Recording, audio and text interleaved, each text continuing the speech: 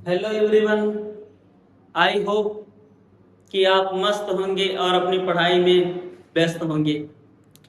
आज मैं आप सभी को त्रिकोणोमेट्री की जो सर्वसंख्या होती है उसके बारे में बताने वाला हूँ।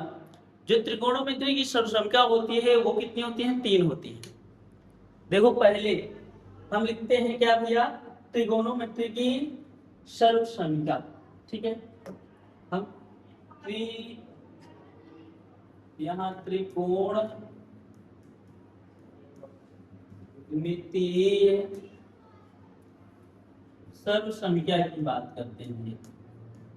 सर्व संख्या, ठीक है, त्रिकोणमितीय सर्व संख्या। अब जो त्रिकोणमितीय सर्व संख्या होती है वो है क्या? जैसे पहले की बात करता हूं। पहली सर्व संख्या है क्या? पहली है sine square theta plus cos square theta is equal 1। ये रही आपकी पहली सर्व संख्या। फिर उसके बाद हम दूसरी सर्व संख्या की बात करते हैं। दूसरी क्या हो सकती है? दूसरी आपकी होगी 1 plus tan square theta is equal sec square theta. ये हो। फिर उसके बाद तीसरी की बात करता हूं मैं। तीसरी क्या हो जाएगी भाई? तीसरी होगी आपकी 1 plus cot square theta is equal हो जाएगा आपका कॉसेक स्क्वायर थीटा। ठीक है, अर्थात मुझे तीन के तीनों सर्व संख्याएं पता हो गई। ठीक है, अब तीनों सर्व संख्याओं को याद कर लीजिए। Sine square theta plus cos square theta is equal 1, 1 plus tan square theta is equal sec square theta, 1 plus cot square theta is equal cos square theta. जब ये हुआ तो अब इनसे रिलेटेड जैसे ये तीन हैं तो ये इनसे कितने सूत्र बन जाते हैं? इनको अलग टाइप से अगर याद कर लिया जाए तो इसी को, जैसे ये प्लस में है तो उधर जाएगा माइनस में हो जाएगा, तो मुझे मिलेगा क्या? Sign square theta. ये प्लस में है भाई, उधर जाएगा तो 1 माइनस क्या हो जाएगा? Cos square theta. ये हो गया। या इसी को ऐसे हम कह सकते हैं, या ये आपका sign square theta is equal 1 minus cos square theta हो जाएगा। या ये आपका प्लस में है, इसी को पक्षांतर कर दीजिए, उधर जाएगा माइनस में। अर्थात मुझे मिला cos square theta is equal 1 minus sign square theta. बात आ गई समझ में? इस तरीके से इसको तीन फार्मूले बना दिए जाते हैं। अब अगला क्या है भाई? यहां देखते हैं इसको क्या कर लिया जाता है। आप ये आपका देखिए प्लस में उधर जाएगा माइनस में। मिला क्या? tan square theta is equal, ये आपका प्लस में था इधर आया माइनस में, तो sec स्क्वायर थीटा माइनस 1 हो जाएगा। sec square theta minus 1। फिर उसके बाद क्या है यहां पर देखिएगा? sec square theta. फिर हम करेंगे क्या?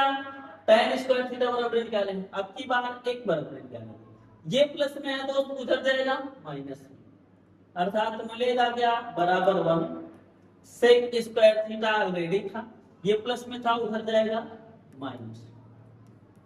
या आप लिखिए sec square theta minus tan square theta बराबर 1, या 1 बराबर sec square theta minus tan square theta. अगर मैं बात करता हूं इसकी, तो इसको क्या लिख सकते हैं? सेम वही चीज, यहां पर प्लस 1 है, उधर जाएगा माइनस 1। तो cot square theta is equal मिल रहा है cosec square theta minus 1। Cot square theta is equal cosec square theta minus 1 मिल रहा है। और या इसको कह सकते हैं हम लोग, ये आपका देखिए प्लस में है, ठीक है, उधर जाएगा माइनस में, तो 1 इज इक्वल क्या बचा? कासेक स्क्वायर थीटा माइनस आपका काट स्क्वायर थीटा। इतना होगा। ये सूत्र हो गए आपके, मतलब इसके भी तीन, इसके भी तीन, इसके भी तीन। इन तीनों को पहली बात तो ये जो आपके मुख्य मुख्य हैं ये आप याद कर लीजिए। उसके बाद इन्हीं को पक्षांतर करके ये आपके तीनों सूत्र बना लीजिए। अब ये तो रहे सूत्र, ये सूत्र प्राप्त कैसे हुए इनका हम निगमन करते हैं। ये फार्मूले जो हैं प्राप्त कैसे हुए, अब इन समीकरणों को हम लोग प्रूव करते हैं। प्रूव करने के लिए भैया मैं बैकग्राउंड भी चेंज कर देता हूँ, ठीक है जी, ये बैकग्राउंड। अब उसके बाद क्या करना है, क्या त्रिकोणमिति सरसमिका का निगमन। तो मैं इसके लिए भाई जो सरसमिका फर्स्ट है यहां लिखूंगा सरसमिका यानी प्रथम सरसमिका के लिए, ठीक है। इसके लिए प्रथम सर्वसमिका के लिए प्रथम सर्वसमिका के लिए। अब प्रथम सर्वसमिका है क्या, पहला वाला है भैया sign square theta plus cos square theta is equal 1, ये फार्मूला है। इसके लिए मैं एक त्रिभुज बनाऊंगा, और वो भी कौन सा त्रिभुज, समकोण त्रिभुज, जिसका एक कोण 90 डिग्री का ए है, बी है, सी है। यहां पर हम अगर थीटा ले लेते हैं तो ये क्या हो जाएगा, बीसी है लंब, और ए बी क्या हो जाएगा, आधार हो जाएगा, और ए सी क्या हो जाएगा, कर्ण। इतना। अब यहां पर अगर sign square theta plus cos square theta equal 1 दिया गया है तो हम करेंगे क्या भाई, अब त्रिभुज ए बी सी में चले आते हैं। ए बी सी में जब ए बी सी में आए तो इसमें पाइथागोरस प्रमेय है।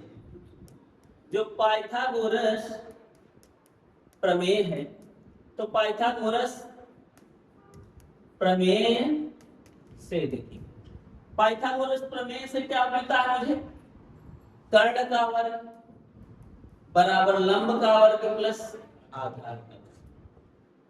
कर्ण का वर्ग बराबर लंब का वर्ग प्लस आधार का वर्ग है। तो कर्ण की वैल्यू इसमें क्या है भैया, देखो AC, मैं क्या करूंगा AC का वर्ग रख दूंगा, बराबर लंब क्या है BC है, मैं BC का वर्ग रख दूंगा, और आधार क्या है AB, तो मैं AB का वर्ग रख दूंगा, ठीक है। ये चीज है। अब यहां देखिएगा AC का वर्ग है, मैं चाहूं तो दोनों पक्षों में AC के वर्ग से क्या कर दूं, भाग दे दूं। तो लिखूंगा क्या भैया, AC के वर्ग AC के वर्ग से दोनों पक्षों में भाग देने पर, क्या देने पर भैया, भाग देने पर, यहां लिखेंगे भाग देने पर, ठीक है। अब भाग देने पर क्या हो जाएगा भैया, यहां देखो AC स्क्वायर से दोनों पक्षों में मैं भाग दूंगा तो क्या होगा, AC स्क्वायर है और इसके बटे क्या हो जाएगा AC स्क्वायर। अब यहाँ BC स्क्वायर है अब प्लस AB स्क्वायर है, तो यहाँ भी AC स्क्वायर हो जाएगा इसके बटे AC स्क्वायर, क्योंकि प्लस में है भाई, दोनों में AC स्क्वायर से भाग दूंगा मैं। जब AC से कट जाएगा तो क्या बचेगा, एक बचेगा। BC क्या है भैया, BC क्या है लंब है, AC क्या है कर्ण है, लंब बटे कर्ण का होल स्क्वायर। AB क्या है, AB इसमें क्या है भैया आपका आधार, और AC क्या है कर्ण है, किसका होल स्क्वायर। तो यहां देखिएगा भाई, आपको पता है यहां थीटा है तो A किसके बराबर होगा, लंब बटे कर्ण किसका मान होता है साइन, तो यहाँ साइन स्क्वायर थीटा, आधार बटे कर्ण किसका मान होता है कॉस का, तो यहाँ कॉस स्क्वायर थीटा। अर्थात मुझे मिलने वाला क्या है sine square theta plus cos square theta is equal 1। इस तरीके से ये मुझे मिल गया, sign square theta plus cos square theta is equal 1 मिल गया। हम लोग चलते हैं भाई इसी तरीके से दूसरे समीकरण में। जो द्वितीय समीकरण है वो है क्या भाई, द्वितीय समीकरण है आपका 1 plus tan square theta is equal sec square theta, ये है भाई। तो फिर वही पुनः हम लोग क्या करेंगे, एक समकोण त्रिभुज बनाएंगे। समकोण त्रिभुज में वही एंगल आपका ए आपका थीटा हो जाएगा, बी आपका समकोण हो जाएगा, सी एक विकोण हो जाएगा। और यहाँ पर ये आपका कर्ण है 90 अंश के सामने वाला, थीटा के सामने क्या होगा, लंब होगा, ये क्या होगा, आधार। तो फिर वही पुनः त्रिभुज एबीसी में चले आएंगे। त्रिभुज एबीसी में पाइथागोरस प्रमेय से, पाइथागोरस प्रमेय से। अब पाइथागोरस प्रमेय से क्या होगा भैया, कर्ण का वर्ग बराबर लंब का वर्ग प्लस आधार। कर्ण की वैल्यू कितनी है भैया, AC,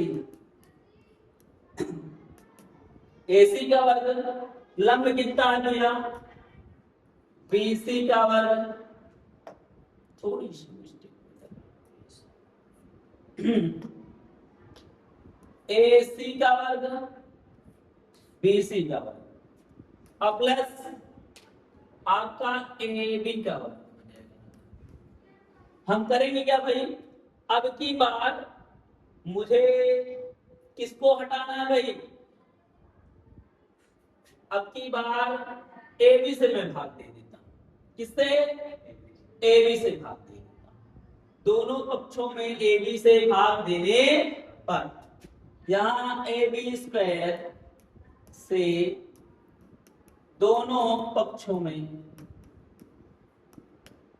भाग देने पर,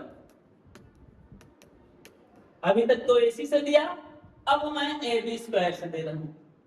तो AC स्क्वायर बटे AB स्क्वायर बराबर BC स्क्वायर बटे AB square plus AB square बटे AB स्क्वायर हो जाएगा।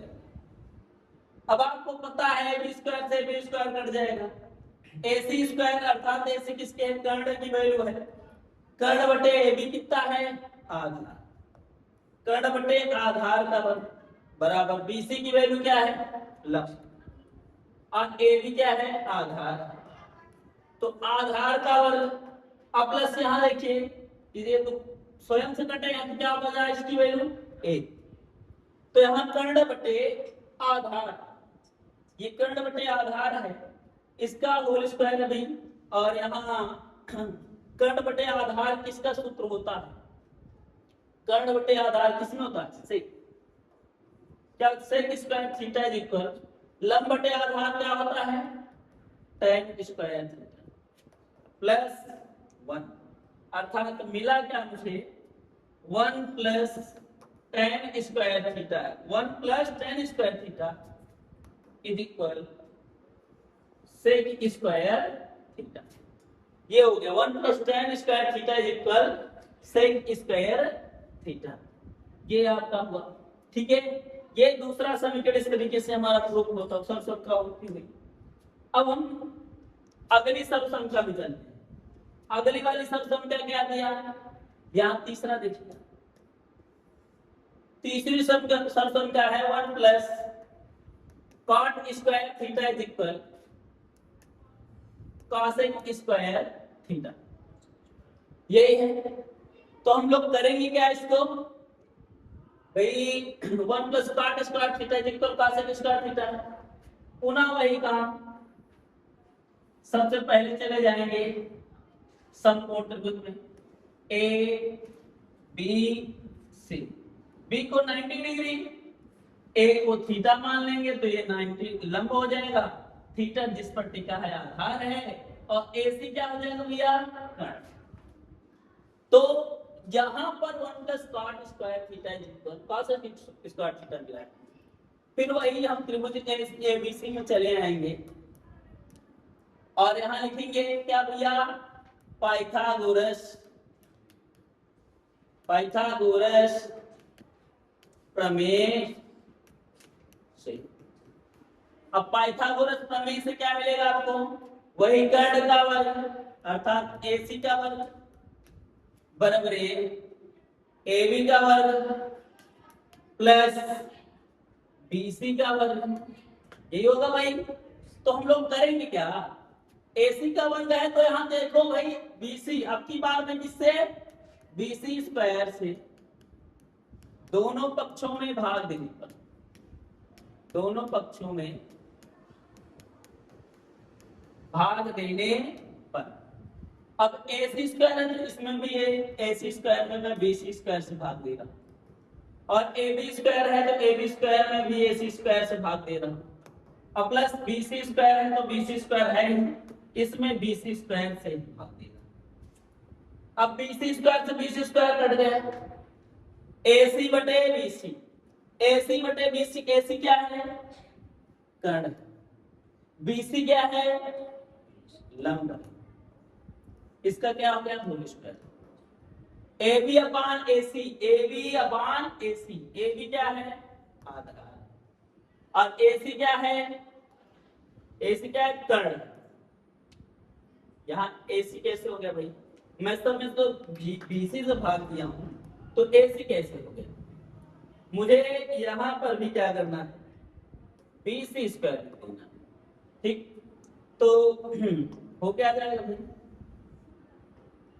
देखिए AB अपान BC, AB क्या है, आधार है, BC क्या है, लंब, तो आधार बटे लंब का वर्ग प्लस स्वयं से स्वयं कटेगा तो 1 प्राप्त होगा। इतना जब हुआ तो कर्ण बटे लंब किसका मान होता है, कासेक स्क्वायर थीटा, किसकी होती भैया, कासेक स्क्वायर थीटा। आपका कासेक स्क्वायर थीटा इज इक्वल क्या हो गया भैया, आधार बटे लंब, आधार बटे लंब का मतलब आपका क्या दिया है, कॉट स्क्वायर थीटा प्लस 1, अर्थात मिल क्या रहा, 1 plus cot square theta is equal cosec square theta. इस तरीके से ये हमारा फार्मूला प्रूफ होता है। जो त्रिकोणमितीय सर्वसमिका है, जो मूलभूत सर्वसमिका है, वो हमने प्रूव कर रखी है, ठीक है। अगर कहीं से आपको प्रॉब्लम हो तो आप कमेंट सेक्शन में लिख सकते हैं, और पसंद आया हो तो लाइक कीजिए, सब्सक्राइब कीजिए और इस चैनल को शेयर कीजिए, ताकि आपके सभी मित्र भी इस जेपी पाठशाला 2.0 पर जुड़ सके। धन्यवाद।